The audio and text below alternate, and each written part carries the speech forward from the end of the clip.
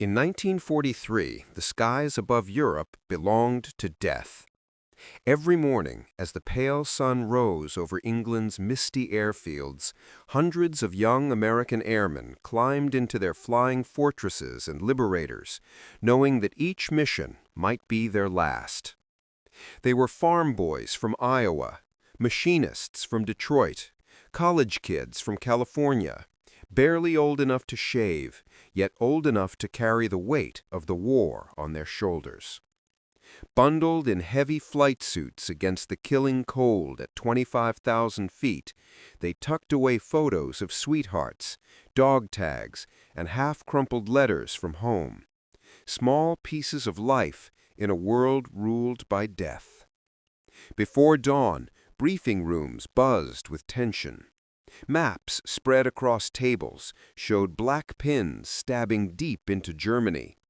Oil refineries, rail yards, aircraft plants. Intelligence officers droned about flak concentrations, fighter defenses, and expected losses. The crews listened silently, gripping cups of lukewarm coffee, staring at the red circles marking today's target, knowing full well that not everyone in that room would return. When engines roared and bombers thundered down the runways, the sky transformed into a battlefield. Messerschmitts and Focke-Wulfs appeared out of nowhere, diving through the formations like hawks among doves.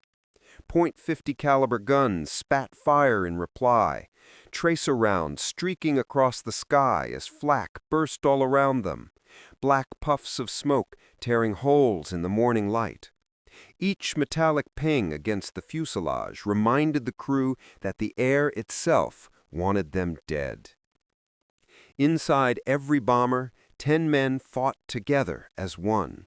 A pilot and co-pilot at the controls, a navigator bent over his charts, a bombardier in the glass nose guiding them to the target. A flight engineer manned the top turret. The radio operator relayed messages while firing from the waist. Far below, the ball turret gunner spun in his fragile metal cage, and at the very tail sat the loneliest man in the sky, the tail gunner, facing the oncoming storm. They lived, fought, and too often died together. Some never made it home. Others floated down under parachutes, only to be captured or killed. During Black Week in October 1943, the 8th Air Force lost 148 bombers in 7 days, over 1,500 men killed, wounded, or missing. For families back home, telegrams arrived with the same chilling words, "We regret to inform you." The life expectancy for a bomber crew was 11 missions. To finish a full tour, they had to fly 25. Statistically, only 1 in 4 survived. The rest became names carved in marble. The military scrambled to save them. Armor could protect planes, but it added weight, limiting bombs, fuel, and maneuverability. Too much armor, and they couldn't reach the target. Too little, and men died. So engineers started measuring everything, counting bullet holes, mapping damage, studying every battered bomber that made it back to England. Their data seemed clear. Wings, fuselages, and tails were riddled with holes. Engines and cockpits looked relatively untouched. The conclusion? Reinforce the areas that took the most hits. But that logic was about to be shattered.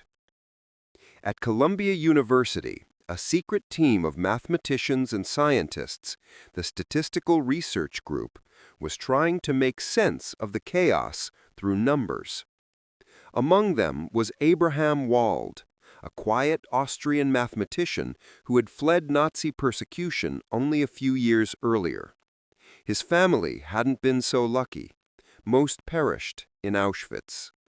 Wald was brilliant but humble, a man more at home with equations than generals.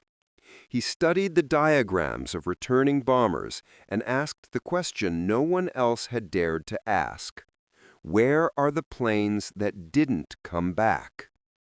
The engineers were studying only the survivors, the lucky few that could take damage and still limp home. The planes that were hit fatally in the cockpit or the engines never made it back for inspection. Their absence in the data wasn't a sign of safety, it was the very proof of vulnerability. Wald realized that to truly protect the bombers, the armor had to be placed not where bullet holes were visible, but where hits were deadly. The wings and fuselage could take punishment and still fly, but a single shot to an engine or the fuel system was fatal. That was where the armor belonged. His insight, simple, elegant, and revolutionary, changed everything. For the first time, data was being used to see the invisible, the holes in the record, the unseen evidence of what had been lost. This was the birth of what we now call survivorship bias, the tendency to study only what remains and ignore what's missing. Wald's calculations saved countless lives. His methods soon guided where bombers were reinforced, how helicopters were armored, and even how tanks were protected in future wars. And long after the guns fell silent, his ideas would echo in fields far beyond the military, in medicine, economics, and science itself. Because what Wald taught wasn't just about aircraft, it was about perception. He taught the world to look not at what survives, but at what's missing. To recognize that the loudest stories are often told by the silent ones that never returned. His life was tragically short. In 1950, Abraham Wald died in a plane crash in India at the age of 48. But his legacy endured, reshaping how humanity thinks about evidence, risk, and truth. His once classified wartime memos became foundational texts for statistics and logic, a reminder that success tells only half the story. For every plane that returned home riddled with holes, there were others that vanished into the clouds, never to be seen again. And it was in those absences, in the unseen and the uncounted, that Abraham Wald found the truth. He showed the world that sometimes the greatest lessons don't come from the survivors, but from the ones who never made it back. A quiet mathematician, armed nothing more than logic and courage, had forever changed the way we see life, survival, and the cost of ignorance. And more than 70 years later, his insight still saves lives, not on the battlefields, but in the decisions we make every day.